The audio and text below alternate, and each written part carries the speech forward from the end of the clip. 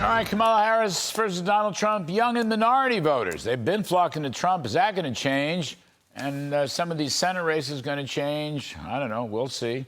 Joining us now, Katie Pavlich, editor at townhall.com, Fox News contributor. And if that weren't good enough, Tammy Bruce, Fox News contributor and author of the new book, Fear Itself, Exposing the Left's Mind-Killing Agenda. On shelves today. Ladies, welcome. A lot of loose talk about race. Okay, there always is. That's what Democrats do. So I'll ask both of you. Katie, begin with you. Is Kamala Harris going to stop Trump's momentum for minority voters, young minority voters, working voters, young voters themselves? Is that any of that's going to change? She may not stop the momentum with people in those demographics who want a better economic policy, but she may be able to enthuse young voters who didn't want to vote for Joe Biden, but maybe want to come out now and vote for the Democratic ticket. They're kind of trying to refresh her. They certainly will buy into a lot of the repackaging. Certainly all of the Vogue magazines and Cosmopolitan will be all over this, saying she's the most amazing woman ever, and women have to support women in that aspect. And quite frankly, she has been pretty good on the campaign trail on things like abortion and getting out the vote. So that is something that they do have to worry about. But in terms of economic policy, I don't think she's going to be able to take those voters away from That's the thing. I mean, she was part and parcel of the affordability crisis. Cost of living jumps 20%, energy, gasoline, groceries. Real wages are down. I don't know. Tammy, you think?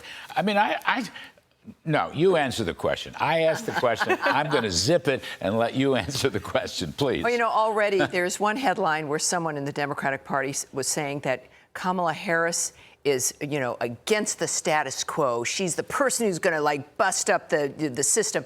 She is the system. She's a perfect example of the system.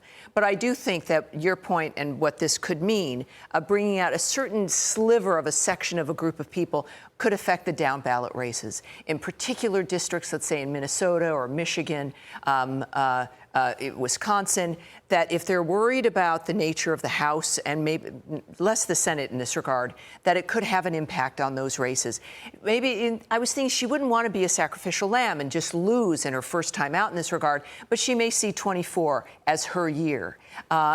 So otherwise, it doesn't really make a lot of sense because Trump's going to do a very good job on the issues, talking about the issues. Clearly, her behavior, not doing anything about the border is a passive-aggressive thing to do. Right. It's not just a failure. People hate that. You've added into the absolute catastrophe, and the same with the economy. So to try to pass her off as somebody new who has nothing to do with any of this is an insult to the voter, and they're not going to like it. Yeah, to quote Churchill, when he ran against Attlee the second time, I believe, 1951, God, I hope I get that right. I'm in the right ballpark. Anyway, he said, Clement, you're a sheep in sheep's clothing, meaning you're a socialist in socialist clothing.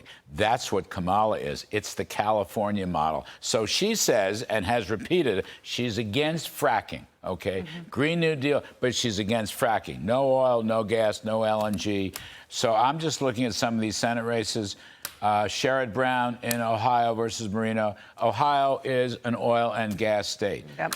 John Tester in Montana.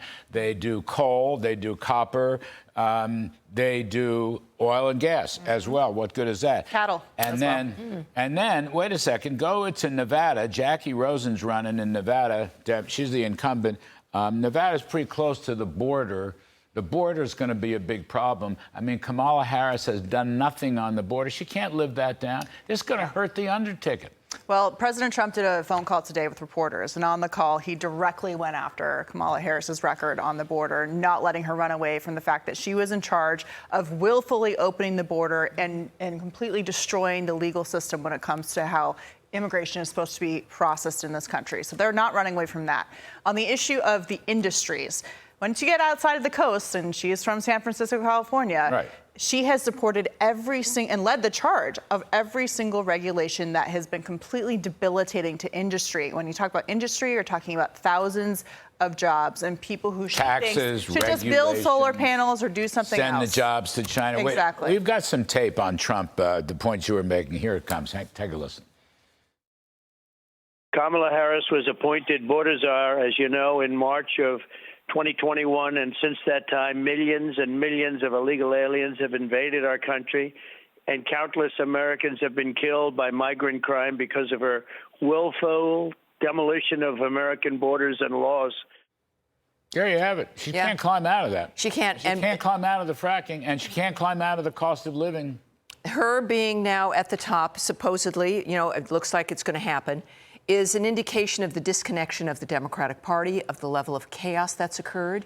This is what America cares about. We know what the top issues are, and she is the representative. Well, she hasn't had much scrutiny. She has definitely been presented as the person who's been responsible for this. So when we say she hasn't done anything, she's done a lot, and the result is what we see every single day. So these it's are the California model. I just called the California model.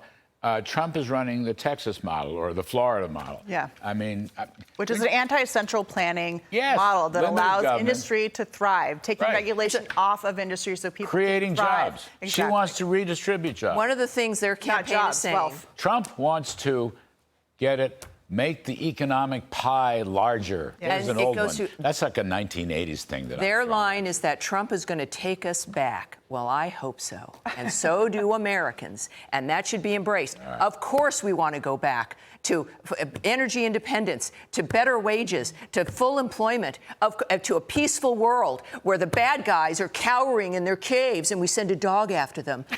That is the world. Yes. We want to go back. Embrace it. We need Trump tough. Didn't you think sheep in sheep's clothing is... Okay, I was going to ask you about that. So a sheep in sheep's clothing Yeah. is just a socialist in sheep's clothing, right? So what about... Don't try to fool a socialist Don't sheep try to in fool sheep's us clothing? into thinking you're just a mild Is that a mannered communist? sheep. Is that a communist Yeah, then? well, it was I think meant- once you get enough layers in there, it turns into something else. Clement Attlee was a socialist, trying not to be a socialist, and Churchill wouldn't let him get away with it. Yeah, we like Churchill it. actually won that. I thought it was pretty good. I was still around then. You kids. Anyway, Katie Pavlich and Thanks, Larry. Tammy Good to Bruce. see No you.